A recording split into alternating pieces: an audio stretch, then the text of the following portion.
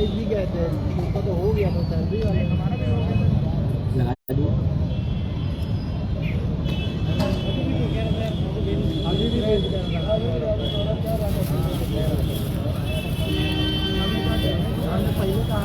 जो भी साथी जुड़ते जा रहे हैं शेयर करते ज़्यादा से ज़्यादा।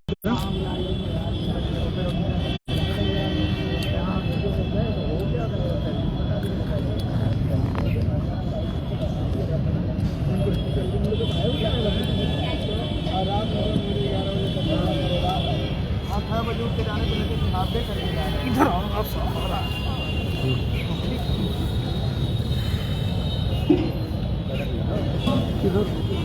रख लियो, अभी टिकट रख लियो। अरे नहीं बनेगा ऐसे।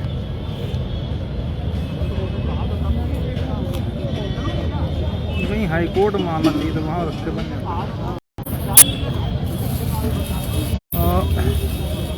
सभी साथियों को नमस्कार।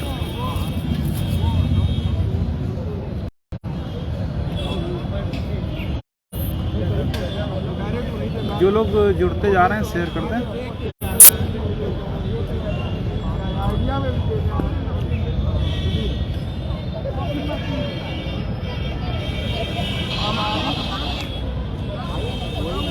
निर्मल भैया नमस्कार, सुरेश भाई नमस्कार, अखिलेश भाई नमस्कार।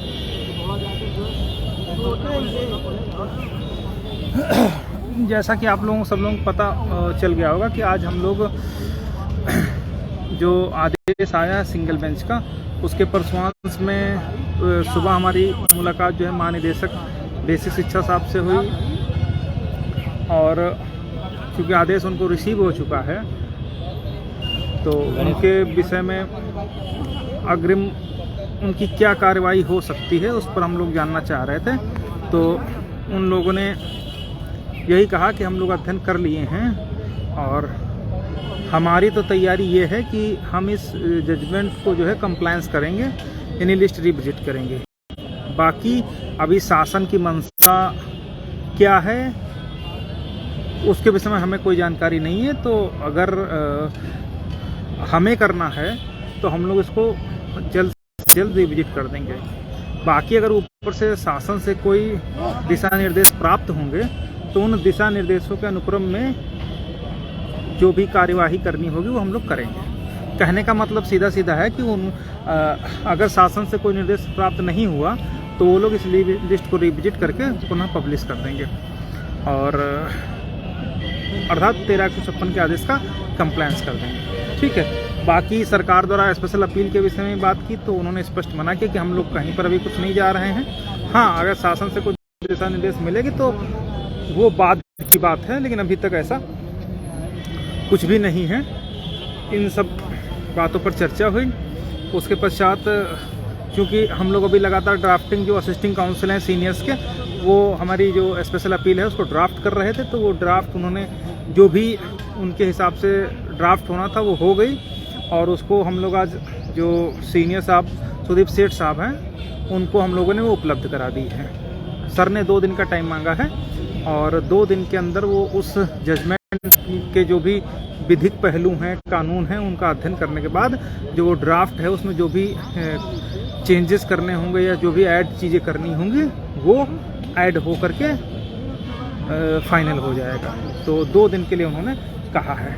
ठीक है, तो अभी 2 दिन का हमारे पास टाइम है। जो साथी अभी हमारे साथ नहीं जुड़े हैं, अगर वो जुड़ना चाहेंगे तो जुड़ सकते हैं। ठीक है, क्योंकि सर ने कुछ जजमेंट भी उपलब्ध कराने के विषय में कहा है, क्योंकि जो वो जजमेंट नीरव कुमार जो गुजरात वाला है उसका स्पेशल अपील जो डिवीज़न बेंच का जजमेंट था हाई कोर्ट का, वो भी उन्होंने मांगा है कि आखिर किस ग्राउंड पर वो वहाँ का दिया गया है। इसके अलावा रिट कोर्ट का भी उन्होंने मांगा है और सर्वोच्च न्यायालय का तो वो है ही, तो वो तीनों जजमेंट उनको देने हैं। इसके अलावा जो जितेंद्र कुमार वाला है, सौरभ यादव वाला है, राघवेंद्र वाला है और जो सर्वोच्च न्यायालय में सुरक्षा मित्रों वाला था, ये सारे जजमेंट की हार्ड कॉपी भी उनको हमको देनी है।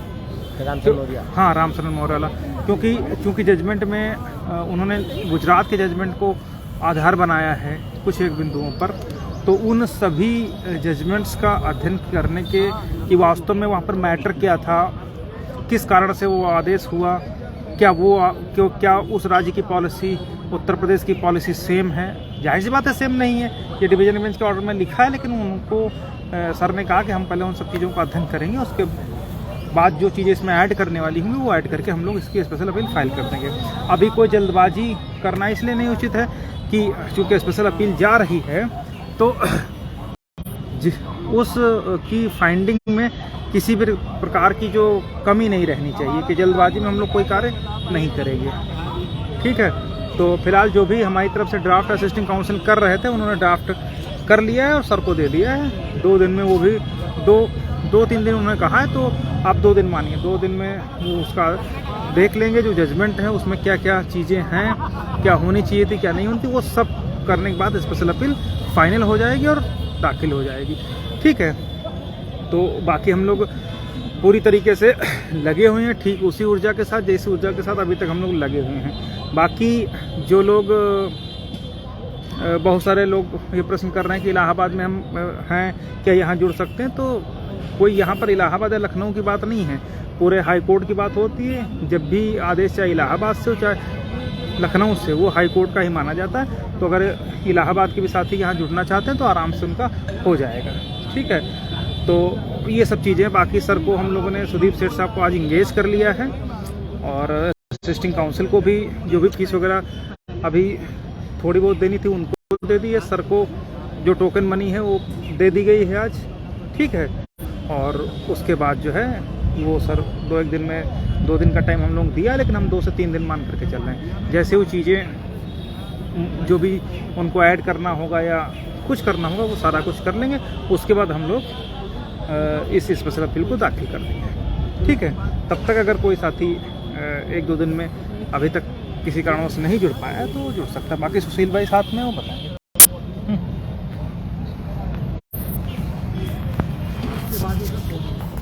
साथियों नमस्कार। क्योंकि सुबह ही हम लाइव आए थे और जो ज़रूरी बातें थी आप तक शेयर कर दी गई थी, और मुख्य बात ये थी कि हमको आज सीनियर सर से मिलना था और जो ड्राफ्टिंग असिस्टिंग काउंसिल कर रहे थे उसको सर को दिखाना था और सर का उस पर ओपिनियन लेना था। तो सर को दिखा दिया गया है। उन्होंने जो फॉर्मेलिटीज़ और बताई हैं उसको टीम गैदर कर रही है, सर्च कर रही है और उसकी साक्ष्यों को जुटा रही है। जैसे ही वो मान के चलिएगा आजकल में हम लोग जुटा लेंगे, कोई बहुत बड़ी बात नहीं है, वो सब हम लोगों को आसानी से जो है मिल जाएगी। जैसे ही मिल जाएगी वैसे सर को जो है 2 दिनों के अंदर दे देना है और फिर फाइनली जो है ये अपनी पिटीशन स्पेशल अपील दाखिल हो जाएगी। और बहुत ज़्यादा कुछ कहना है नहीं, क्योंकि सुबह लाइव के माध्यम से आप सभी सब तक शेयर कर दिया गया, बातें सारी बता दी गई। बस आप लोगों को इतना ध्यान रखना है कि जो आपकी लड़ाई बाखूबी लड़ रही है आपको उसके साथ रहना है।